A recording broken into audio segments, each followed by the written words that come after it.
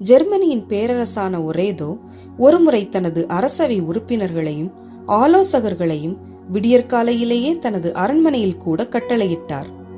ஆனால் இளவரசரான Duke of போமியா தினசரி திருப்பலியில் பங்கு கொள்வதை வழக்கமாக கொண்டிருந்ததால் காலதாமதமாக அரசவைக்கு செல்ல நேர்ந்தது.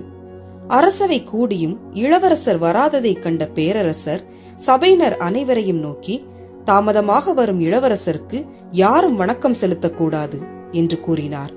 சிறிது நேரம் கழித்து இளவரசர் அரசவைக்குள் நுழையவே அனைவரும் அமைதியாக இருந்தனர். பேரரசனோ எழுந்து இளவரசருக்கு வணக்கம் செலுத்தினார். சபையினர் அனைவரும் வியப்பில் ஆழ்ந்தனர். தன் நிலை உணர்ந்த அரசன் சபையினரை நோக்கி, இளவரசனுடன் வானதூதர்கள் வருவதை யாரும் காணவில்லையா?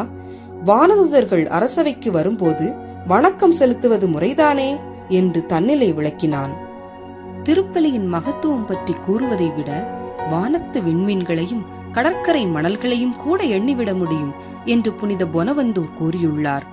இப்படிப்பட்ட எண்ணிலடங்கா கற்பனை கெட்டா மாண்பும் மகத்துவமும் மிக்கதான திருப்பலியின் வல்லமையையும் அதில் நிகழ்வனவற்றையும் அன்னை மரியாவும் நமது ஆண்டவர் இயேசு கிறிஸ்துவும் பொலிவியா நாட்டைச் சேர்ந்த கேட்டலினா ரிவாஸ் என்ற பெண்மணிக்கு விளக்கி கூறினார்கள். அதில் சிலவற்றை இங்கு காண்போம். நாம் அனைவரும் திருப்பலி துவங்குவதற்கு சற்று நேரம் முன்பே வந்து நமது கவனச்சிதறல்கள், கவலைகள், பிரச்சனைகள் ஆகியவற்றிலிருந்து நம்மை விடுவித்து அமைதியை அருளும் தூய ஆவியை அனுப்பும்படி ஆண்டவரிடம் மன்றாட வேண்டும். பாவ மன்னிப்பு வழிபாடு நிகழும் போது நம் மனதின் ஆழத்திலிருந்து ஆண்டவருக்கு வருத்தம் ஏற்படுத்திய நம் எல்லா தவறுகளுக்காகவும் இறைவனிடம் மன்னிப்பு கேட்கும் போது திருப்பலியில் பங்கேற்கும் தகுதியை பெறுகிறோம். வானதூதர்களால் பாடப்படும் உன்னதங்களிலே கீதத்தை திருப்பலியின் போது நாமும் பாடுகிற பாக்கியத்தை இறைவன் நமக்கு அளித்திருக்கின்றார். இத்தகைய ஒப்பற்ற வானவர் கீதத்தை நன்றி நிறைந்த மனதோடு பாடி இறைவனை போற்றி வாழ்த்தி ஆராதித்து மகிமைப்படுத்த கடமைப்பட்டுள்ளோம். வார்த்தை வழிபாட்டின் போது வாசிக்கப்படும் எல்லா வாசகங்களுக்கும் குருவானவரின் எல்லா மறையுரைகளுக்கும் கவனமுடன் செவிமடுக்க வேண்டும். கடவுளின் வார்த்தை பலன் தராமல் திரும்பி வராது என்னும் விவிலிய வார்த்தைக்கேற்ப அன்றைய வாசகத்தை நாம் திரும்ப திரும்ப தியானிக்கும் போது கடவுளின் வார்த்தை நம் வாழ்வையே மாற்றும். காணிக்கை வழிபாட்டின் நேரத்தில் நாம் நம்மையே இறைவனுக்கு காணிக்கையாக்க வேண்டும். நமது துன்பங்கள், வலிகள், எதிர்பார்ப்புகள், மகிழ்வுகள், சோகங்கள், மன்றாட்டுக்கள் அனைத்தையும் காணிக்கையாக்க வேண்டும். இந்நேரத்தில் நமது காவல் தூதர்கள் நமது காணிக்கைகளையும் மன்றாட்டுகளையும் ஆண்டவரின் திருப்பீடம் முன் கொண்டு செல்கின்றனர். திருப்பலியின் வல்லமையை உணர்ந்து திருப்பலிக்கு பல கருத்துக்களை எடுத்து வந்தவர்களின் காவல் தூதர்கள் மிகவும் மகிழ்ச்சியுடன் பொன் கோப்பைகளில் அவர்களின் கருத்துக்களை ஏந்திச் சென்று ஆண்டவரின் திருமுன் காணிக்கையாக்குகின்றனர்.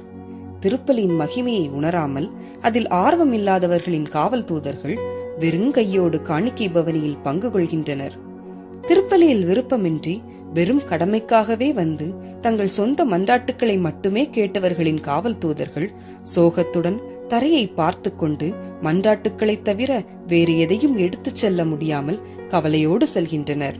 நாம் நமது காவல் தூதர்களுக்கு சோகம் வருவிக்காமல் திருப்பலியின் வல்லமையை உணர்ந்து ஆண்டவரிடம் நம்மையே காணிக்கையாக்கி நமக்காகவும் பிறருக்காகவும் மிகுதியாக கேட்க கடமைப்பட்டுள்ளோம். திருப்பலியின் மிக மிக முக்கியமான தருணம் நற்கருணை வழிபாடு. இந்நேரத்தில் நமது கண்களால் காண முடியாத அதிசயங்கள் பல நடக்கின்றது.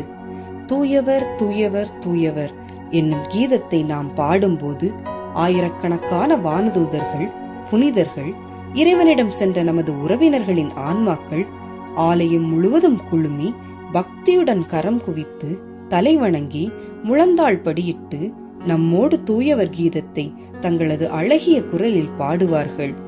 நமது தேவ அன்னை குருவிற்கு வலது பின்புறத்தில் சிறிது தள்ளி ஒளி வீசுகின்ற துணியின் மேல் சற்று உயரத்தில் முழந்தாள் படியிட்டிருப்பார்.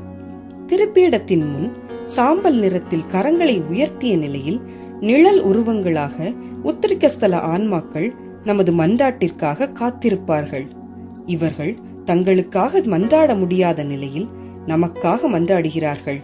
இவர்கள் மோட்ச பேரின்பத்தை அனுபவிக்க இந்நேரத்தில் அவர்களுக்காக மறவாமல் நாம் ஜெபிக்க வேண்டும். குருவானவர் அப்பத்தை கையில் எடுத்து இயேசுவின் வார்த்தைகளை கூறும்போது தெய்வீக ஒளி அவரைச் சூழும். இயேசு தமது உடலால் குருவை போர்த்தியிருப்பார். அத்தருணத்தில் நற்கருணை அப்பம் மிக பெரிதாகி அதிலிருந்து நம் ஒவ்வொருவரையும் தனிப்பட்ட விதத்தில் இயேசு பார்த்து கொண்டிருப்பார்.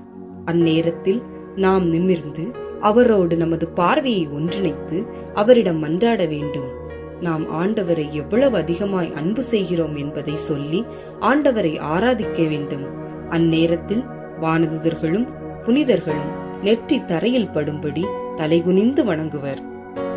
குரு திராட்சை ரசத்தை கையில் எடுத்து இயேசுவின் வார்த்தைகளை கூறும்போது விண்ணகத்திலிருந்து மின்னல் தோன்றி திருப்பீடம் மட்டும் மிகுந்த பிரகாசமாகவும் மற்ற அனைத்து இடங்களும் இருளாகவும் மாறும். இந்நேரத்தில் திருப்பலியில் பங்கேற்கும் அனைவரும் கல்வாரி அடிவாரத்திற்கு, இயேசு சிலுவையில் அறையப்பட்டு சிலுவையில் தொங்கிக் கொண்டிருந்த நேரத்திற்கு எடுத்துச் செல்லப்படுவோம்.